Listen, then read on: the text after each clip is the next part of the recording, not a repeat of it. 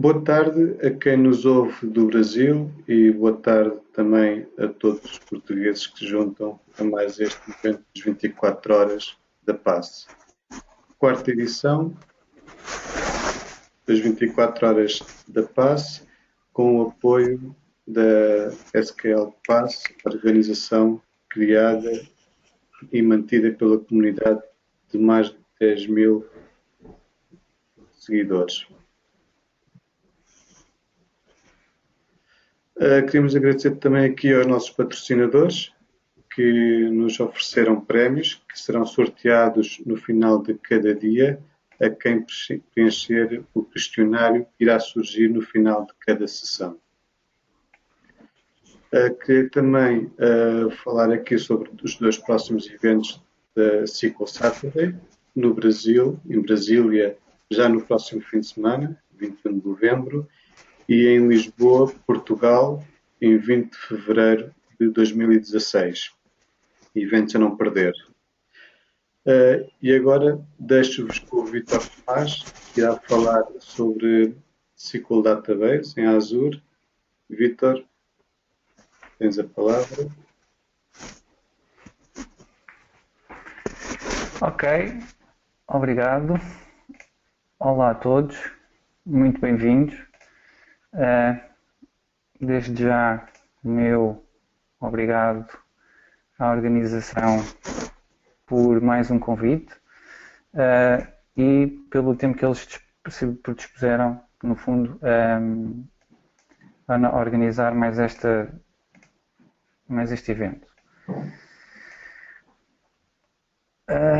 Deixem-me ver só se está aqui tudo ok. Exatamente. Portanto, o assunto para hoje será SQL Azure Database. Vamos fazer aqui uma pequena introdução ao que é o SQL Database em Azure. Eu vou tentar passar mais algum tempo de volta do portal a mostrar as opções que estão no portal do que propriamente em slides. De qualquer maneira, tenho aqui algum conjunto de slides que gostaria de abordar convosco. Vamos ver em termos de tempo se conseguimos mostrar o máximo de coisas possível. O meu nome é Vítor Faria Tomás, sou Senior Advisor na Safira, que é uma empresa do grupo KPMG. Faço parte das comunidades técnicas em Portugal, nomeadamente a SQL Port. Sou um dos organizadores da NetPonto e da Azure PT. Tento participar ao máximo nas comunidades porque, no fundo, a partilha de conhecimentos só nos faz bem. O assunto para hoje, então, é SQL Database. No fundo, é uma oferta que já se enquadra no contexto de plataforma como serviço, ou seja, vão-nos ser fornecidas bases de dados relacionais como serviço.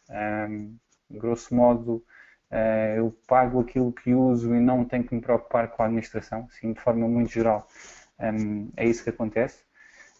Temos várias ofertas na cloud, temos no fundo o que nós podemos ter? Podemos ter oferta de infraestrutura como serviço, ou seja, eu posso agarrar nas minhas máquinas que estão em casa, físicas ou mesmo já virtualizadas, e levá-las para a cloud, para um ambiente parecido, ou seja, para um ambiente de virtualização, que é um ambiente de infraestrutura como serviço. Na infraestrutura como serviço, a VM, onde está o SQL Server, é toda gerida por mim, ou seja, do sistema operativo para cima, ou seja, para cima SQL Server e todo redes e coisas do género, é tudo gerido por mim.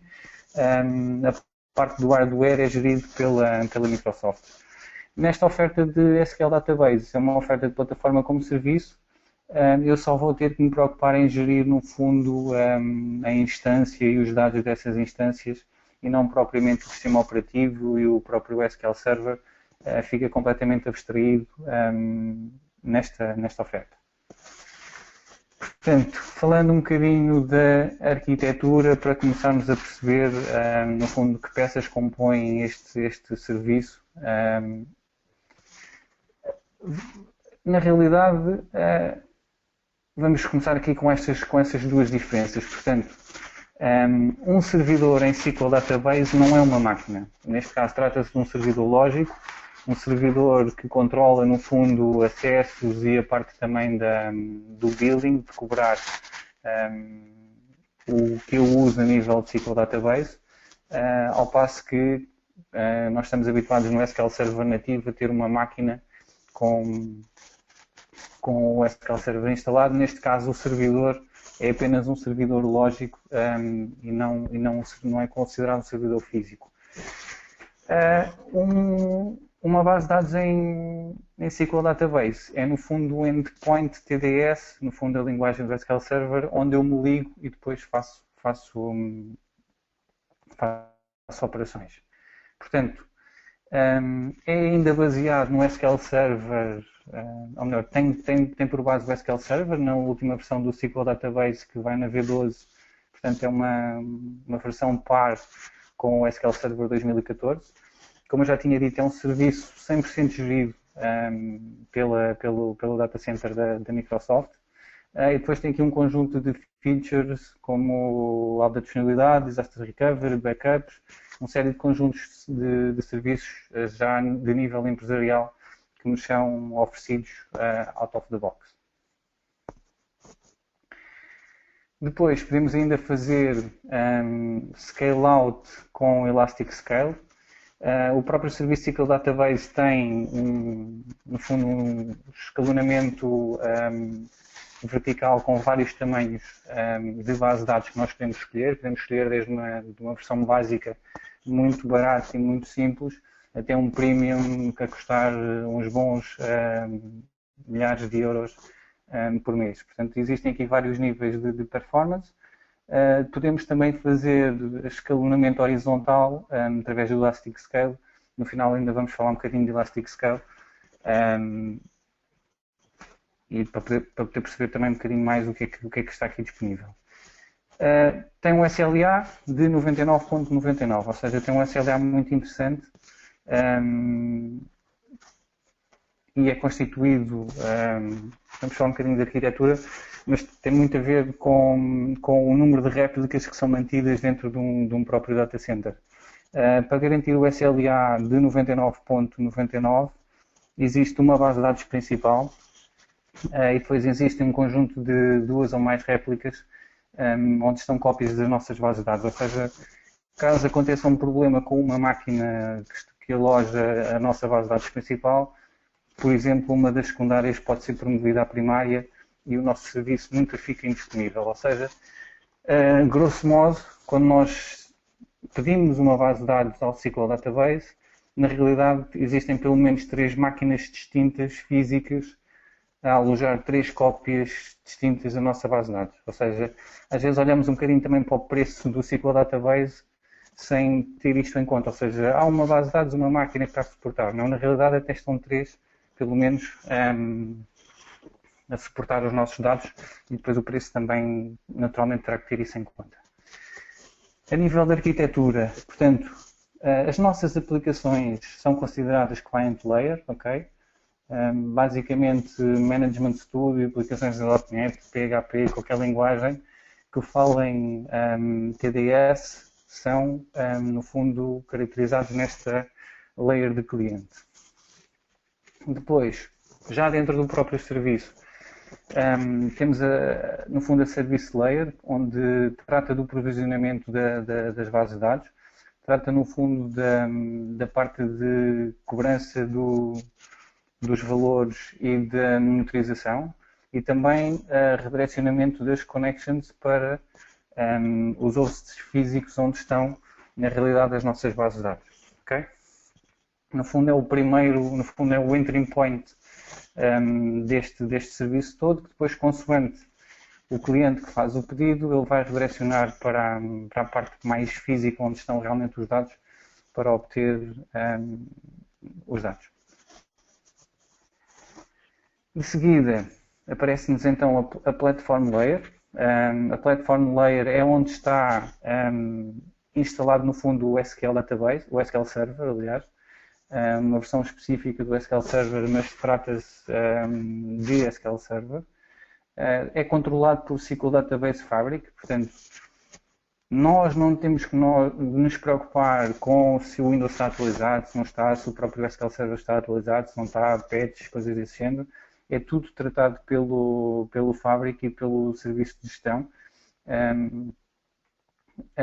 dentro desta platform layer. Provavelmente isto ainda não mudou, ou seja, a platform layer era constituída por máquinas, onde cada máquina tem um SQL Server instalado, okay? com uma única instância, e depois dentro dessa única instância estão várias bases de dados, e essas várias bases de dados são as nossas bases de dados do SQL Database. Portanto, levantando um bocadinho o pano do que está aqui por baixo desta platform layer, no fundo é um bocado essa arquitetura que está lá por baixo. Depois, existe ainda uma camada de infraestrutura que trata do próprio hardware, ou seja, o hardware que suporta, no fundo, o Fabric e o Management Service, também precisa de ser atualizado, também precisa ter um software próprio, que depois é controlado aqui pela parte da infraestrutura.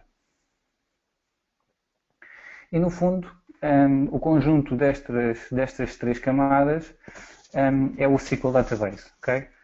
Um serviço de plataforma como serviço. Nós não temos que nos preocupar com nada do que é feito nestas camadas. Basicamente, temos um endpoint TDS sobre SSL, onde vamos, no fundo, ligar-nos a um SQL Server e trabalhar com SQL Server.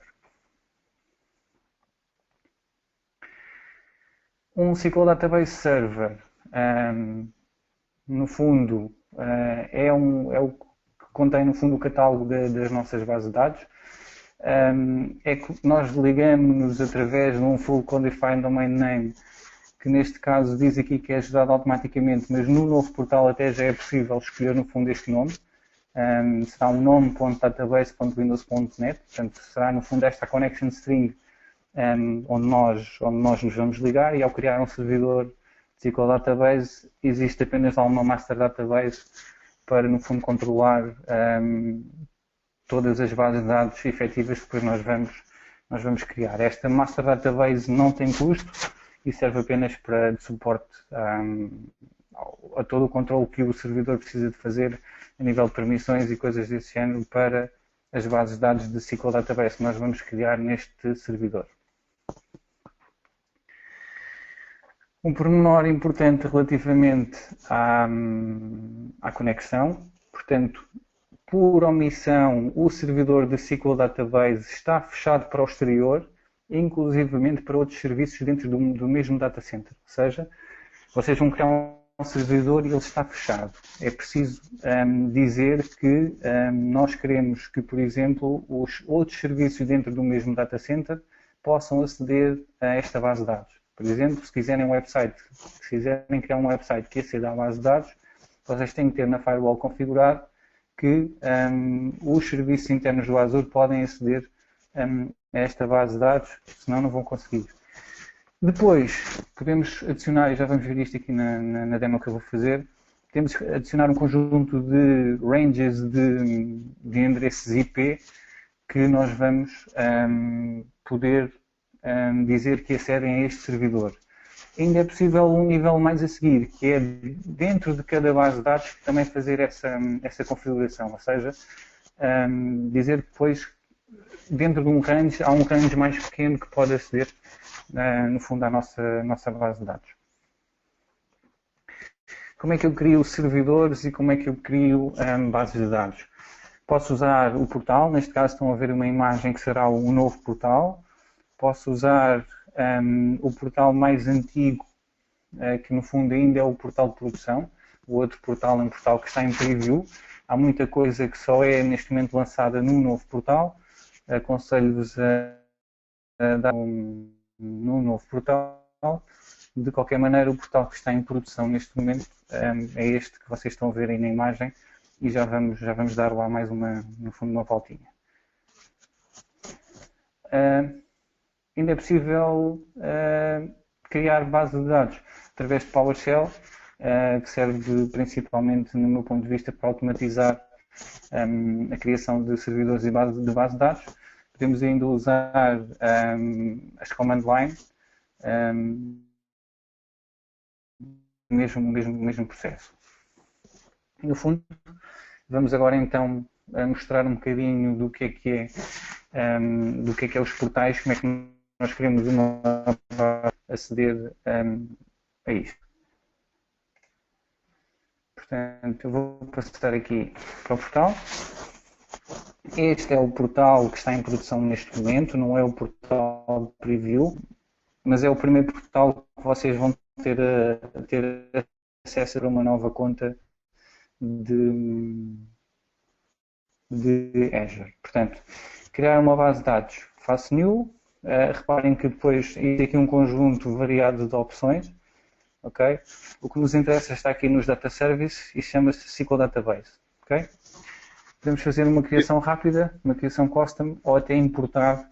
Imaginem que vocês têm um backup que querem importar para começar na vossa base de dados. Esta também é uma das hipóteses. Vão ter que fazer upload do vosso backpack para uma conta de storage em Azure e depois a partir dessa conta de storage dá para importar diretamente esse backup para o serviço.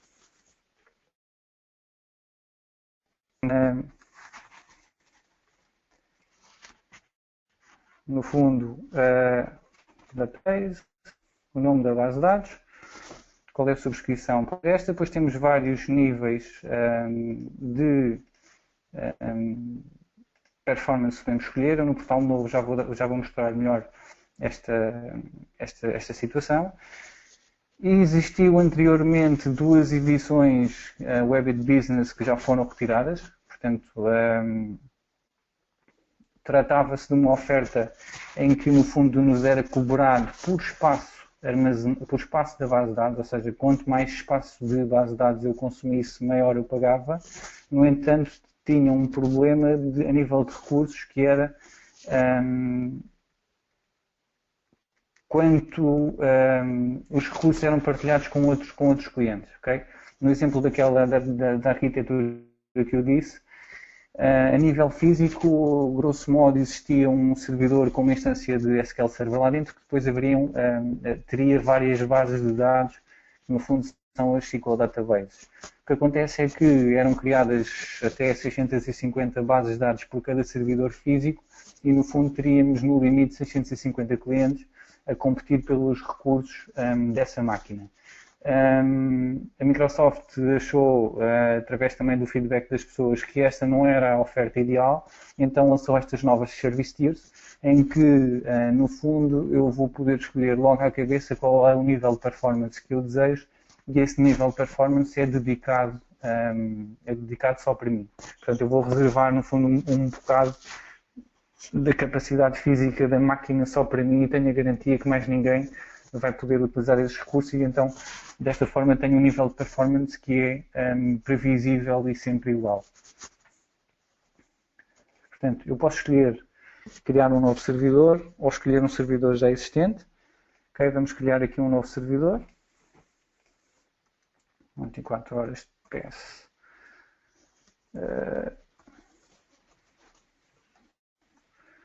Server 2. Nome e password. Regiões. No fundo, temos aqui uma lista de regiões onde é possível criar esta nossa base de dados. Temos, por exemplo, Brasil Sul, que é uma vantagem para os nossos colegas brasileiros que têm questões de geolocalização dos dados. Por exemplo, há certos dados, por exemplo, dados demográficos que normalmente não podem sair do país e é uma vantagem ter um data center Azure no próprio país que potencia um conjunto mais alargado de soluções em Azure do que, por exemplo, nós em Portugal que teremos que ter os dados noutro país e então às vezes há aqui umas questões mais difíceis de ultrapassar relativamente à localização dos dados. Ter um data center no nosso próprio país é de facto uma vantagem que os nossos amigos brasileiros têm neste momento. Password tem que ser igual, ainda há algum certo jeito.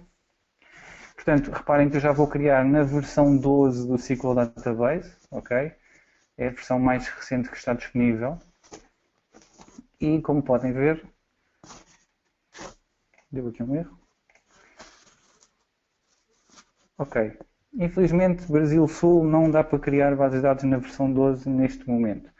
O data center que lá está, eu penso que ainda está em preview e esta será uma das razões pela qual nós ainda não conseguimos criar lá bases de dados em versão 12. É uma questão de tempo até se conseguir de facto então criar bases de dados na versão 12. Portanto, vamos criar aqui a base de dados noutro data center. Vamos escolher standard 0. Vamos criar então um novo servidor noutro data center. Ora, username, password e vou escolher, por exemplo, Norte da Europa, ok? Versão 12 e já será possível então criar. Neste momento ele está a criar a base de dados, vai primeiro criar um servidor e depois então criar a base de dados dentro desse servidor. Se formos aqui à lista de servidores, eu já tenho aqui, por exemplo, um servidor criado, ok? Reparem que este nome é um nome em que eu pude escolher, já foi criado no novo portal. Este foi um nome gerado automaticamente, ou seja, se quiserem criar um servidor com um nome escolhido por vocês, terão que ir ao novo portal para criar, no fundo, esse servidor. Podemos passar então já aqui para o novo portal para vocês terem uma ideia do que é. O novo portal é substancialmente diferente, o conjunto de serviços que o Azure tem está a crescer cada vez mais, portanto, isso surgiu um pouco a necessidade de haver um novo portal que trabalhasse de forma diferente relativamente ao antigo. No antigo, se vocês repararem, tinham ali no lado esquerdo uma lista de conjunto enorme de serviços e penso eu que a principal justificação para este novo portal tem a ver com uma novidade que é o poder agrupar, no fundo, um conjunto de recursos diferentes dentro de grupos. Ou seja, imaginem, vocês vão fazer um projeto para um portal web, vão precisar de uma base de dados e no portal antigo não conseguiam ter uma noção de quais eram os serviços, numa única página, quais eram os serviços que vocês estavam a utilizar, no fundo, para esse projeto. O novo portal vem potenciar, no fundo, essa situação que é de eu poder agrupar dentro do mesmo grupo, perdão a redundância, um conjunto de recursos para um projeto, recursos estes que podem ser completamente diferentes em si, ou seja, pode ter mesmo um web server e uma base de dados dentro desse grupo de recursos e ver, no fundo, esses recursos todos juntos. Criar um novo servidor no novo portal acaba por ser muito semelhante. Tenho aqui o New, tenho que escolher Data and Storage, depois tenho aqui as opções de SQL Database. Okay? Ele vai-nos abrir depois aqui, então, aqui uma Blade. Neste caso, eu vou criar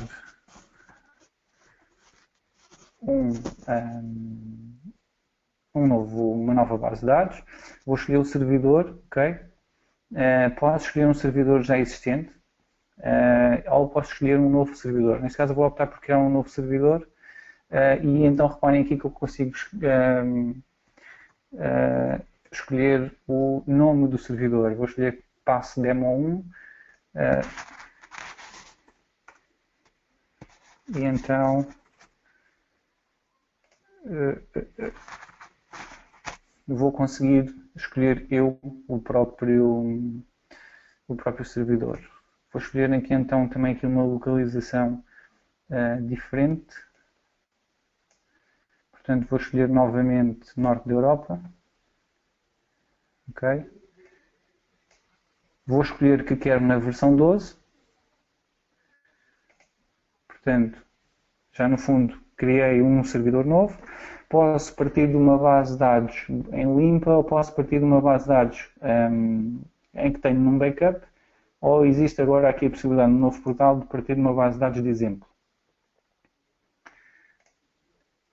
Ok.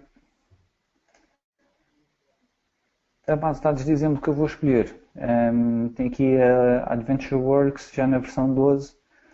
Neste momento é a única opção. A nível de preços, eu prefiro mostrar-vos isto aqui no novo portal, em que há mais informação. Okay? Eu vou abrir esta Blade e no fundo reparem que temos Basic, os preços estão em euros, perdoem-nos os nossos colegas do Brasil, é mais difícil perceber algo que custa, mas no fundo 4,21€ é o mais barato que eu consigo.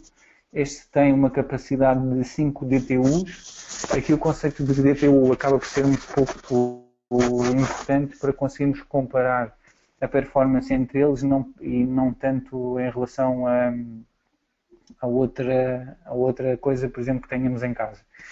O que é que está na base destes DTUs? Dado que o hardware que existe no Azure é dispar, em relação ao hardware que existe em casa, foi necessário arranjar uma forma de conseguir fazer um benchmark para tornar estas várias ofertas comparável. A Microsoft decidiu, no fundo, agarrar num workload que achou típico de ser um workload típico de OLTP, correu esse workload em todas as tiers do SQL Database e chegou a um valor de DTU para cada uma, ok? Portanto, o nível mais básico que nós temos tem 5 DTUs de performance. Depois passamos então aqui para o Standard 0, que já tem 10 DTUs, ou seja, se eu quiser comparar o Standard 0 com o Basic, o Standard 0 tem o dobro da performance em relação ao Basic, ok? E em termos de features, passa a ter, como podem ver aqui, Standard Geo-Replication, ou seja, eu no Basic não tenho Standard Geo-Replication, a partir do Standard para cima eu passo a ter a possibilidade de ter Standard Geo-Replication. Já vamos falar melhor sobre isto, mas à medida que vamos avançando também nos níveis de cada tier, acabamos de ter um conjunto novo de funcionalidades. Vai de S0 a S3, portanto, o S3 mais potente tem neste momento 100 DTUs, com um custo de 126,5€ mais ou menos por mês. Na camada Premium, o Premium mais baixo tem 125 DTUs e acaba por ter, no fundo, uma feature nova que é o Active Geo-Replication. Não se deixem enganar aqui pelo portal, além de Active Geo-Replication, tem na mesma o Standard Geo-Replication. No fundo, esta oferta acaba por ser cumulativa. Nós podemos ter, até o Premium 6, cerca de 500 GB de tamanho máximo de base de dados. Existe agora uma oferta nova, bem mais potente, também um bocadinho mais cara, em que podemos ter base de dados até 1 TB. Okay? No fundo, a nível de hipóteses de tamanhos de bases de dados, nós temos estas hipóteses. Por alto, o nível basic serve para coisas muito simples que não tenham muito tráfego. O standard será a oferta que se enquadra na maioria das aplicações que não forem muito exigentes, ou que não forem de nível empresarial. De nível empresarial, já será mais aconselhável começar a olhar para as tiers premium, porque têm mais performance. A nível de performance, só 2 notas. Eu não sei se esta informação acaba por ser, no fundo, publicamente confirmada, mas é, no fundo, uma suspeita que é as Premium trabalham em cima de discos SSD e neste momento penso que o Standard ainda não trabalha 100% em cima de discos SSD, o que faz com que o Premium, em termos de velocidade de leitura, segundo os benchmarks que eu vi mais recentes, tem cerca de 10 vezes mais performance de leitura do que o Standard. Escrita terá o dobro da performance, segundo os testes que eu tive acesso. Portanto, no fundo existe alguma diferença de preço entre o S3 e o Premium One, ou seja, a nível de DTUs passamos de 100 para 125, mas depois, na prática, a nível de leitura e de escrita, as coisas já são bem diferentes.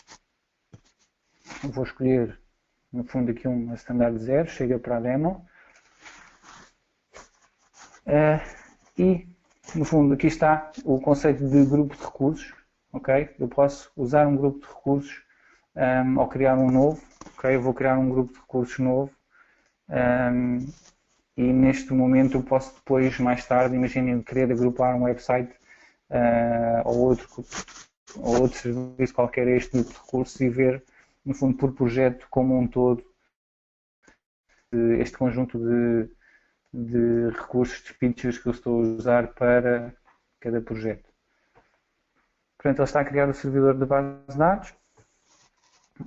Eu depois posso passar então, ligar-me a este servidor de base de dados, por exemplo, através do Management Studio, como me ligo em qualquer servidor normal. Atenção, a connection string é ligeiramente diferente, ou seja, vamos trabalhar por TCP para o endereço em que eu escolhi, no fundo, o nome da base de dados, .database.windows.net. O pormenor também do login é aconselhado a pôr o login desta forma e, no fundo, vamos nos ligar a este servidor. Portanto, depois cá dentro trata-se, no fundo, de uma base de dados de SQL Server normal, com praticamente tudo aquilo que o SQL Server nos dá, tabelas, views, temos já agora na novidade, na versão 12, Extended Events, temos agora aqui depois um conjunto de features que vai crescendo cada vez mais e vai ficando cada vez mais a parte do que é do SQL Server a nível de produto. E até diria ao contrário, ou seja, a própria abordagem da Microsoft ao mudar para Cloud First, Mobile First, significa que a grande parte das features que nós estamos a ver, que vão aparecer no SQL Server 2016, aliás, começam a aparecer eventualmente primeiro no SQL Database, ou seja, o produto que é instalado em casa, no fundo que é vendido no módulo box, acaba por ser desenvolvido primeiro na cloud, ser primeiro experimentado na cloud, haver feedback da comunidade inteira relativamente a essa funcionalidade, acaba por ser testado, aí depois de completamente desenvolvido e aceito, passar para o produto que é instalado no fundo nas nossas máquinas, ou seja, vamos começar a ver um conjunto de features a aparecer primeiro na cloud e então depois só a aparecer no SQL Server em si. Mais uma razão para nós estarmos cada vez mais atentos a esta oferta para perceber o que é que vem de novo, o que é que eu posso usar de novo e medir, no fundo, o interesse nestas features. Houve aqui um pormenor que nos escapou, ou seja, vamos, por exemplo, eu vou aqui buscar o nome do servidor que eu criei há bocado para a nossa demo. Ok, eu vou-me ligar. Então, vamos tentar ligar aqui ao servidor que eu criei. Ok. E como vocês vão perceber, ele já me deixou ligar. Não era este o objetivo era nós conseguirmos perceber que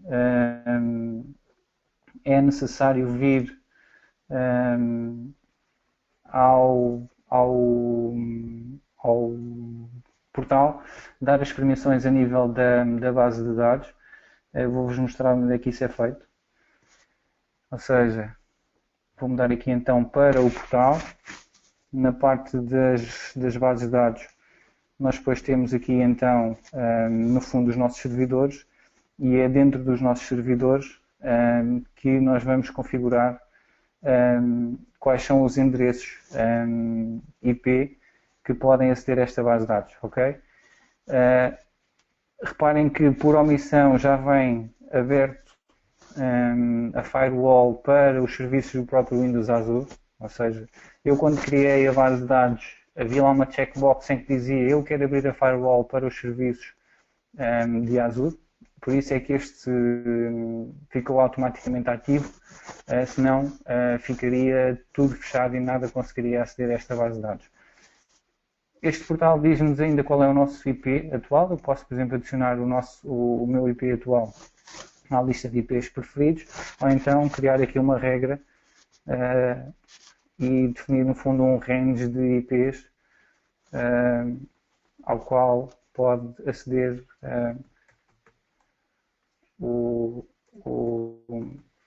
ao qual podemos aceder a este servidor. Okay? No fundo, não é propriamente a opção mais segura que eu estou a fazer aqui. No fundo, estou a adicionar uma regra em que qualquer IP se pode aceder a esta base de dados. Eu aconselho-vos a ter, no fundo, uma whitelist de IPs ao qual vocês vão adicionar aqui e configurar para, no fundo, desde a vossa empresa e poder aceder a este servidor. Portanto, trata-se da criação do servidor, é feito desta forma. Do ponto de vista de SQL Server, é um servidor normal, com algumas features. Vamos passar aqui então para o portal novo, para começar, no fundo, fazer aqui uma visão do que é que acontece aqui dentro dos nossos servidores. Portanto, se vocês vierem aqui à parte da página principal do portal novo, conseguem ter uma visão aqui no mapa de quais são os data centers que estão disponíveis e depois ter um conjunto aqui de recursos muito grande que vocês podem ter. Ou seja, o Azure está cada vez maior, torna-se cada vez mais difícil de acompanhar todas as novidades que existe, e também a necessidade este portal novo vem, no fundo, resolver um bocado, reorganizar de forma diferente este conjunto de recursos que está cada vez maior. Podemos personalizar aqui o nosso portal, podemos pôr aqui atalhos para as várias bases de dados e, no fundo, eu estou a ver aqui detalhes de uma base de dados. O que é que nós temos aqui a nível de configurações? Portanto, podemos mudar a qualquer momento a pricing tier onde nós estamos, ou seja, estou numa S0, eu cheguei à conclusão que isto não está com capacidade suficiente, eu vou rapidamente mudar para uma com o dobro da capacidade, no fundo S0 para S1, e eu passei a ter de 10 ETUs para 20, eu posso mudar diretamente até para uma P11, da mesma forma, igual, sem qualquer problema e de forma muito rápida. Okay? Acabei de mudar, no fundo, a capacidade da minha base de dados. Temos a possibilidade de configurar aqui alertas, ok? Podemos dizer, olha, eu quero adicionar um alerta para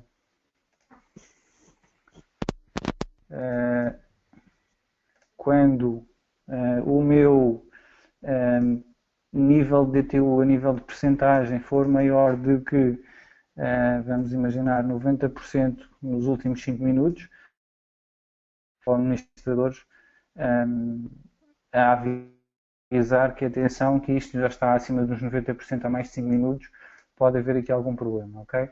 Podemos adicionar aqui uma série de alertas. As métricas possíveis neste momento são várias.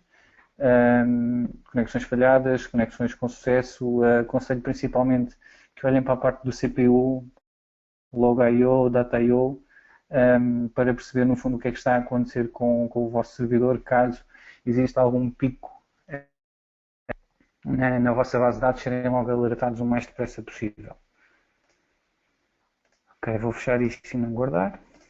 No fundo, a nível de tamanho de base de dados, ele vai nos dizer qual é a cota que nós estamos a usar. Ok? Temos aqui uma parte também com eventos que, à medida que vamos fazendo alterações ou são disparados alertas, eles passam a aparecer aqui nesta parte dos eventos.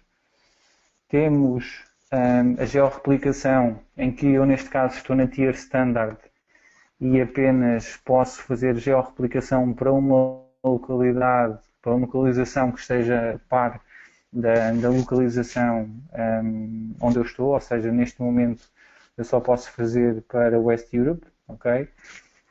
Georreplicação é criar uma cópia não leituras num data center, isto fechou, num data center par, ok?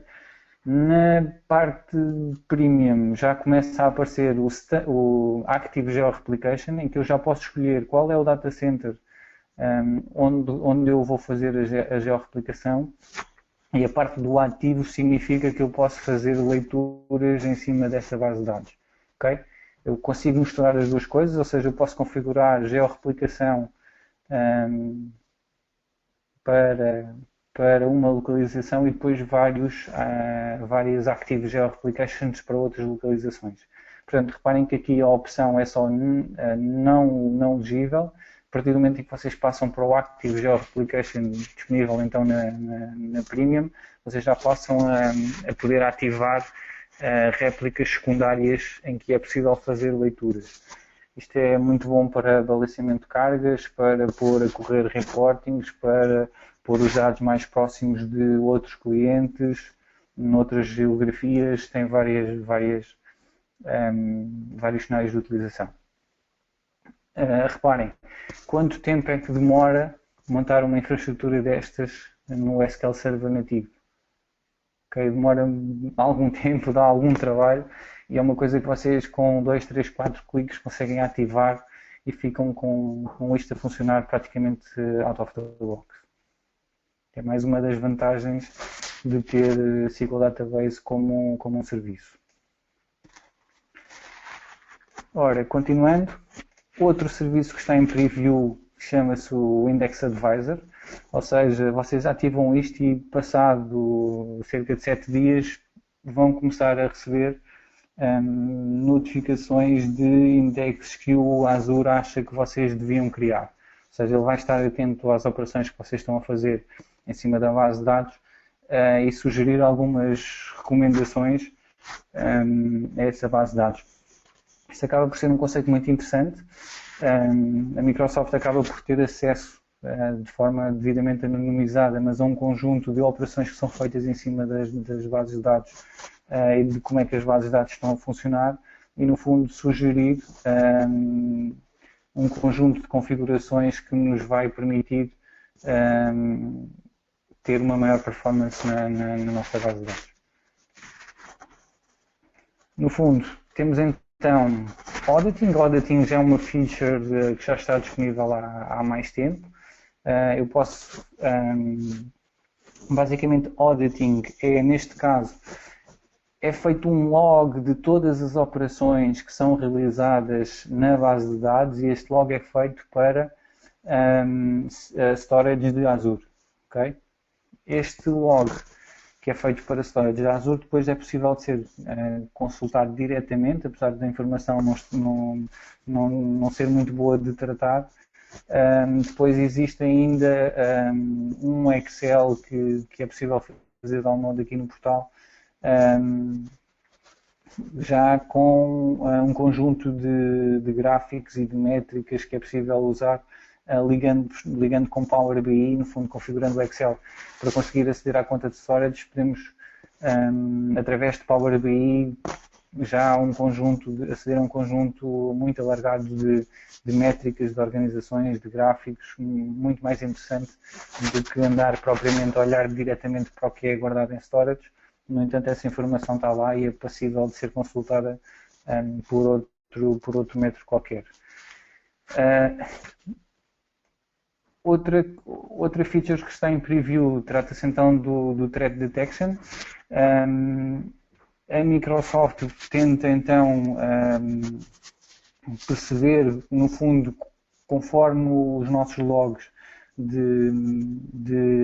ou a nossa utilização típica, tudo parte fora dessa utilização. Ou seja, se nós acedemos sempre até hoje a partir da nossa organização, de repente alguém na China ou na Índia começa a tentar aceder, no fundo, à nossa base de dados e a ter vários logins sem sucesso, trata-se naturalmente de uma potencial ameaça e então somos logo avisados dessa situação. É uma feature que está em preview e que vai naturalmente evoluir mas que, do meu ponto de vista, é bastante interessante. Dynamic Data Masking, portanto, também é possível de forma muito rápida criar aqui um conjunto de máscaras associadas a utilizadores para, no fundo, mascarar certo tipo de dados e só dar visibilidade de certo tipo de dados a certos utilizadores, ok? Também muito interessante esta feature que está aqui em preview. TDE, ou seja, ativar TDE em SQL Database é tão difícil como vir aqui e dizer que sim, eu quero ativar TDE e guardar, ok? A partir deste momento temos aqui os nossos recursos todos encriptados, ok? Portanto, como puderam ver aqui no status, eu estava a encriptar, a partir de agora está tudo cifrado e é tão difícil quanto fazer enable. E depois tem aqui uma coisa que tem a ver com tags, mas é mais a nível do portal, um conjunto de par de valores para este recurso, não é uma feature do SQL Database, é uma feature do portal. Portanto, assim, de uma forma mais rápida, demos aqui uma passagem pelo portal para perceber o que é que nós temos a nível de base de dados. Portanto, temos depois ainda aqui um conjunto de métricas de utilização que nós podemos ir mudando, no fundo configurando a dizer o que é que queremos ver, se queremos ver só na última hora ou se queremos ver quais foram as métricas que estão associadas à nossa base de dados e perceber aqui um bocadinho também como é que anda a nossa performance a nível de base de dados. Isto a nível de portal. A nível de Management Studio, nós podemos usar as DMVs, um conjunto alargado de DMVs que estão disponíveis para obter mais informação. Okay? Por exemplo, este portal que nós estamos a ver aqui no portal dá-nos informação em conjuntos de minuto a minuto. Nós podemos consultar em períodos de 15 em 15 segundos através de uma DMV que está disponível e que, do meu ponto de vista, serve principalmente para nós avaliarmos a capacidade daquele performance level para a nossa base de dados. Ou seja, vamos olhar para períodos de 15 em 15 segundos durante as últimas 2 horas para perceber que picos é que tivemos e onde é que está a bater 100%, ou seja, se está a bater 100% de CPU, se está a bater 100% de log I/O, se está a bater 100% em alguma daquelas métricas, e perceber se temos que aumentar, no fundo, o performance level da nossa base de dados ou, inclusivamente ao contrário, se podemos baixar, ou seja, se nunca estamos a atingir picos, podemos eventualmente baixar o nível de performance da nossa base de dados e, com isso, poupar algum dinheiro, ok? Portanto, o nome dessa DMV já agora é o SysDM DB Resource Stats e então podemos consultar essa informação em períodos de 15 segundos até 2 horas. Temos ainda a hipótese de ver mais informações a nível do servidor, portanto eu estava a olhar para uma base de dados neste momento, abri aqui a blade do servidor, que nos diz, no fundo, em que versão é que vamos do nosso servidor. Podemos configurar, por exemplo, aqui a firewall, ok? Cá está aquela regra 1 que eu adicionei no outro portal. Cá está a parte dos outros serviços da Azure para poderem aceder ou não. Podemos configurar isto a nível do servidor e depois também há a possibilidade de afinar estas permissões a nível da própria base de dados. Portanto, está aqui uma lista das bases de dados que nós temos, ok? E depois, outra coisa que eu vos queria mostrar que tinha a ver com Elastic Database Pools, ok? Nós não temos muito tempo, eu não vou voltar, se calhar, aos slides e acabamos por fazer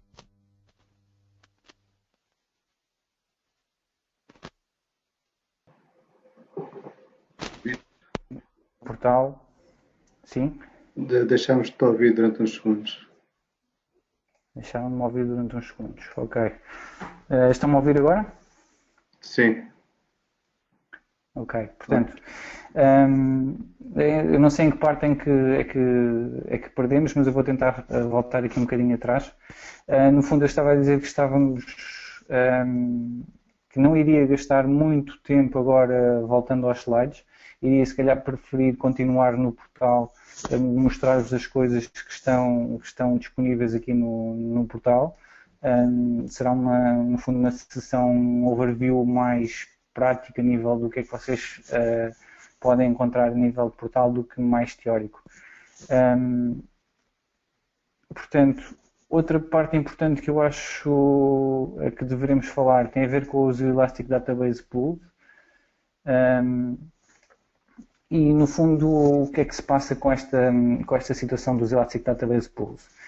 Vocês imaginem que precisam de criar ou precisam de ter, imaginem, 10 bases de dados no SQL Database para as vossas aplicações, ok? Mas cada uma terá o seu pico em determinado tempo que não é previsível, ou seja, se eu precisar de uma base de dados que esteja no nível premium, eu vou precisar de ter todas a nível premium e com isso ter a capacidade de responder a picos a nível individual. Os database pools permitem-nos, no fundo, fazer uma abordagem ligeiramente diferente, que é, ok, eu vou agarrar aqui num conjunto de recursos mais alargados e vou pôr um conjunto definido de bases de dados lá dentro e, no fundo, partilhar esses recursos com estas bases de dados todas. Significa que, imaginem que vocês vão agrupar os recursos todos dessas 10 bases de dados, em que depois vão absorver os picos de uma e de outra com esse conjunto alargado de recursos. Qual é a vantagem das pools neste aspecto? É que esse conjunto global de recursos pode ser mais baixo do que os conjuntos todos somados das bases de dados individualmente e desta forma vamos poupar dinheiro. Portanto, eu posso, dentro de um servidor, aliás, voltando aqui à parte do servidor,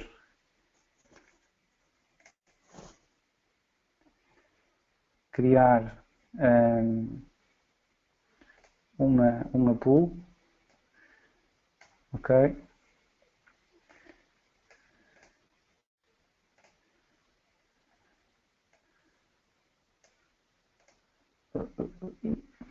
Aqui está, aqui em cima. Portanto, eu vou poder criar um Elastic Database Pool. Ok? Vamos ver então quais são as opções que nós temos aqui para este tipo. Ou seja, podemos lhe dar um nome. Existem níveis de performance entre o Basic, o Standard e o Premium. Ok? Vamos imaginar que eu vou começar com uma pool dentro do nível Standard. Ok? E depois posso configurar a performance desta pool. Ou seja, eu posso dizer que eu quero um conjunto de recursos que tem 100 DTUs, 200 até um máximo de 1200, ok? E com isso vocês vão vendo o preço que vai aumentando aqui em baixo. Depois, dentro deste conjunto de DTUs que eu vou poder partilhar por todas as bases de dados que fazem parte desta pool, eu vou poder dizer qual é o máximo que uma pode ter, uma individual pode ter e qual é o mínimo. Neste momento, eu tenho uma pool com 100 DTUs, em que cada base de dados individualmente pode atingir o máximo desses 100 DTUs e no mínimo terá 0. Portanto, vamos imaginar que vou escolher uma pool de 200 e que vou dizer que o máximo será 100 por cada base de dados. Okay? Portanto, neste caso posso ter no máximo de base de dados cá dentro de 200. Okay? Se eu diminuir... Sim. O Rafael pediu para explicar um pouco melhor os DTUs, o conceito de DTUs. Ok. Rafael, o DTU surge no fundo na necessidade de eu comparar a oferta. Comparar a oferta a nível dos níveis de performance dentro do SQL Database, não propriamente com o exterior, ou seja, isto não te dá uma noção se é mais ou menos performance com o SQL Server que tens em casa, naturalmente porque isso é muito difícil de fazer.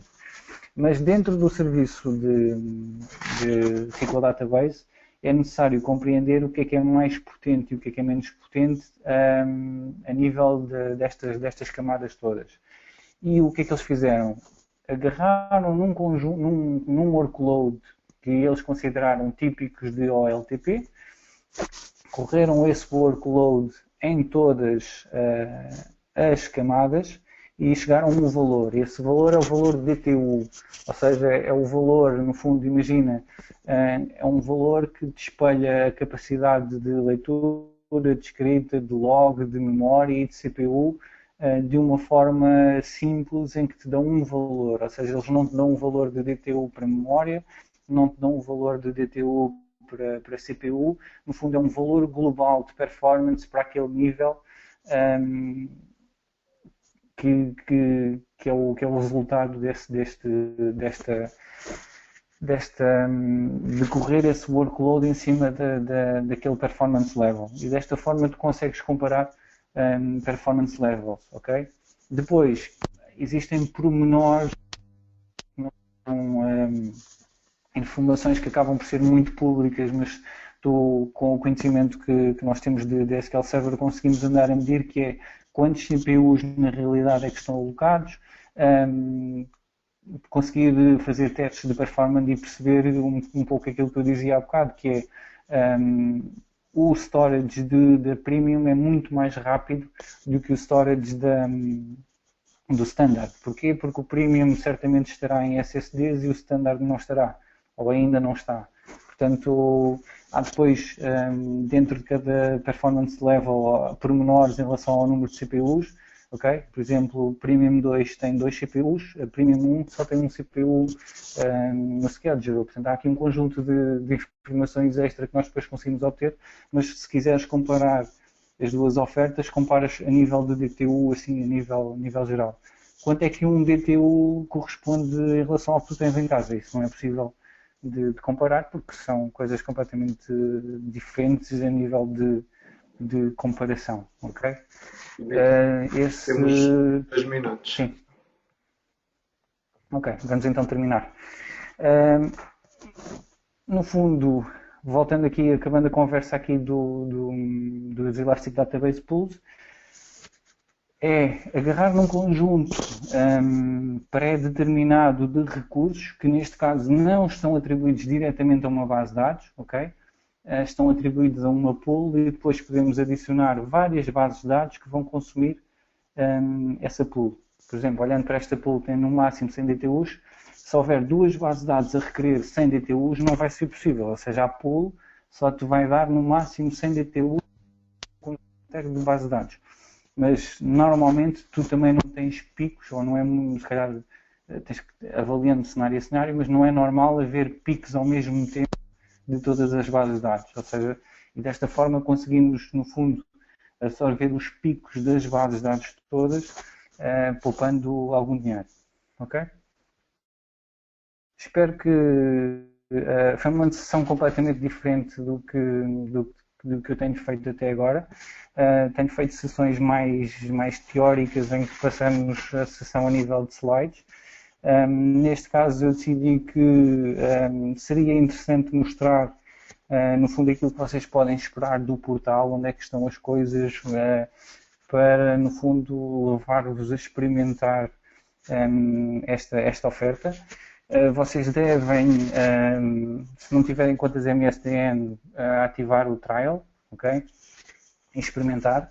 Se tiverem contas MSDN, não percam tempo, porque cada conta MSDN tem um conjunto de recursos Azure que vocês podem utilizar, ok? E, no fundo, podem ter Azure já sem pagar ou pagando muito pouco e podem experimentar, no fundo esta oferta. Espero que tenham gostado. Tenho os meus contactos aqui no início dos slides. Ok? Vou só passar então aqui para a parte dos meus contactos. Caso tenham alguma dúvida, por favor, digam, contactem-me, que eu, assim que puder, terei todo o gosto em responder-vos e discutir, no fundo, as vossas dúvidas, e que no fundo também é um pouco disso, de que vive estas comunidades, e muito obrigado por terem participado.